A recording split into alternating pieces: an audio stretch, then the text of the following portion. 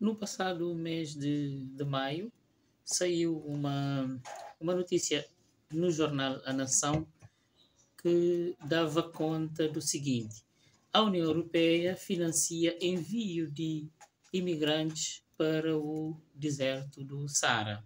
Portanto, trata-se de uma investigação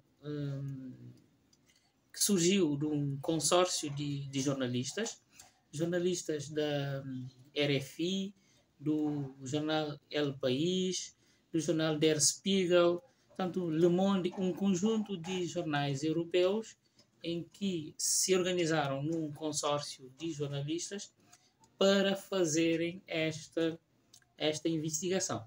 Portanto, o resultado desta investigação foi noticiado pela RFI e o jornal A Nação, daqui de Cabo Verde, retomou esta notícia e publicou no seu site online. O que é que esta investigação de um consórcio de jornalistas veio trazer em termos de informações relevantes? Segundo a investigação feita, desde 2015, a União Europeia financiou pelo menos com 400 milhões de euros, portanto, esse valor foi doado pela União Europeia a países como a Tunísia, Marrocos e Mauritânia. Esse valor foi doado oficialmente como fundos para gestão dos fluxos migratórios nestes países, que são, portanto, pontos de partida para a imigração dita, não é, clandestina para a Europa, não é? O que esta investigação veio a concluir, né? A investigação envolveu a entrevista, portanto, a audição a mais de 50 testemunhos e concluiu que os cidadãos africanos que se dirigem a países fronteiriços, tem fronteira marítima com a Europa, nesse caso Mauritânia, Marrocos e também a Tunísia, são detidos, portanto, em centros de detenção oficiais do Estado desses países, das autoridades desses países, e posteriormente, com recurso, portanto, a financiamento recebidos da União Europeia, portanto, eles são depois devolvidos, portanto, aos outros países, aos países de origem de forma informal. Como? De que forma? São transportados em veículos até ao deserto do Saara e deixados no deserto para a sua sorte regressarem aos seus países de origem. Portanto, é uma deportação não oficial, porque pronto, esses países não seguem os protocolos diplomáticos que regulam esse tipo de situações e, portanto, informalmente violam tudo o que são os direitos humanos e os direitos consagrados no ordenamento jurídico internacional e que protegem as pessoas perante estas situações. Portanto, segundo esta reportagem citada aqui no Jornal da Nação, estas detenções de transportes são do conhecimento das autoridades europeias, como, por exemplo, a polícia espanhola, e a reportagem até indica que a polícia espanhola tem presença, por exemplo, em Mauritânia, acompanha e visita regularmente estes centros de detenção. Ainda citando aqui esta reportagem, é muito evidente na Mauritânia que há a presença de polícias espanhóis e os polícias espanhóis trabalham tanto no mar, interceptando as embarcações que são usadas pelos imigrantes para acederem à Europa, mas trabalham também no terreno. O que a investigação mostra é que nós não só contamos, a investigação não só conta o que ouviu, não é? O que ouviu das testemunhas, mas também esses jornalistas, portanto, montaram sistemas de plantão e de observação em frente dos centros de detenção para poderem também acompanhar in loco o que as autoridades, tudo, os polícias espanhóis puderam acompanhar também. Eles também fizeram questão também de acompanhar. E, para além de terem detectado que são centros com condições indignas, e entre os detidos costuma frequentemente estar crianças menores em condições deploráveis e com acesso limitado à alimentação e a condições de higiene. Portanto,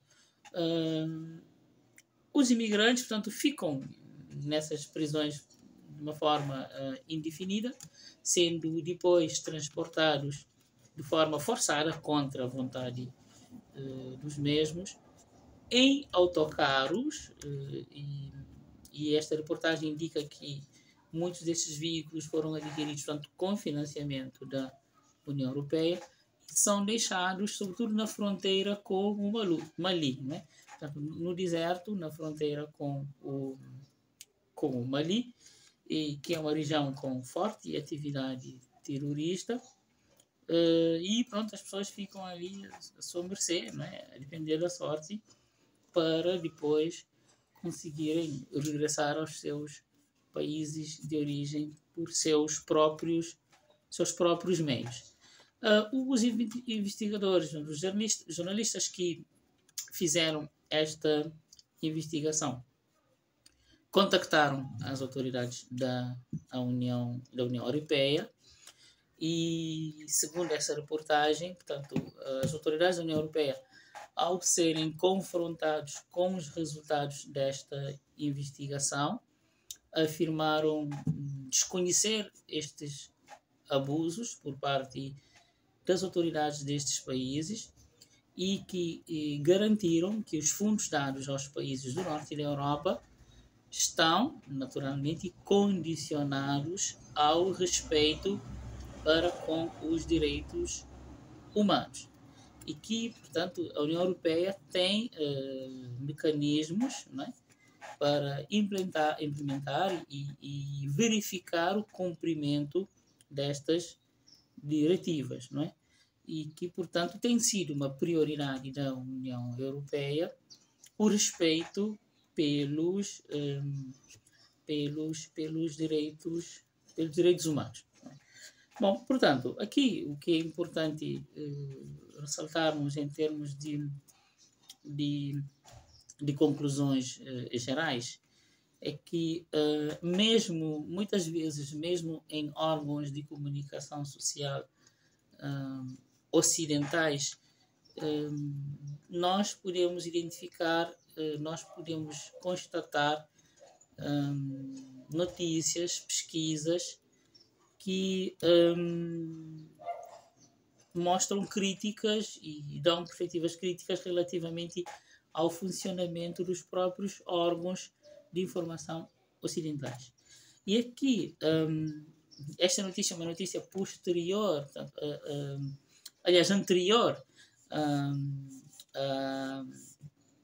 às eleições europeias, portanto, é uma notícia de maio, as eleições para o Parlamento Europeu ocorreram em junho de 2024.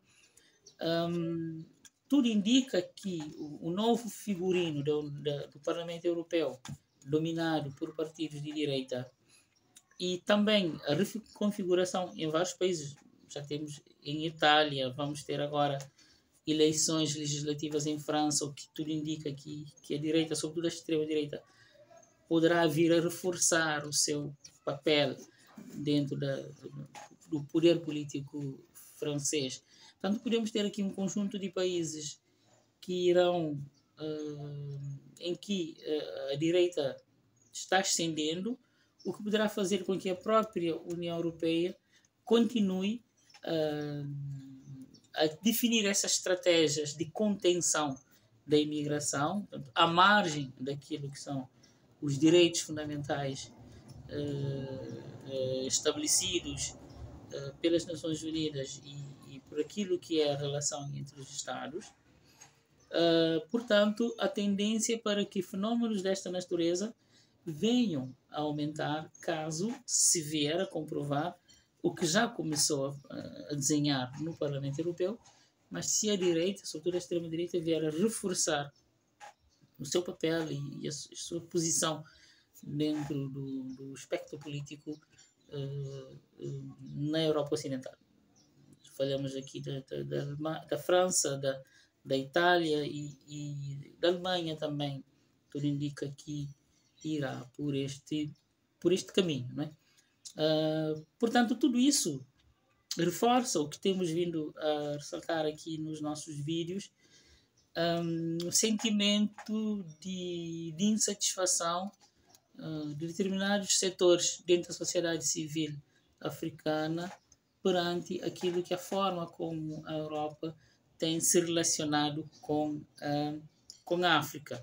Isso tudo também nos ajuda a compreender, nós que vivemos em Cabo Verde, que aparentemente muitas vezes estamos longe destes fenómenos, mas se acompanharmos com mais detalhe essas notícias, depois nós podemos perceber porque é que muitas vezes na comunicação social nós somos confrontados com manifestações de apoio à Rússia ou à China, de populações aqui sobretudo nos nossos países aqui vizinhos, né? Na costa ocidental africana. Muitas vezes tem a ver com situações como esta aqui que nós reportamos aqui nesta notícia que saiu no jornal Expresso das Ilhas.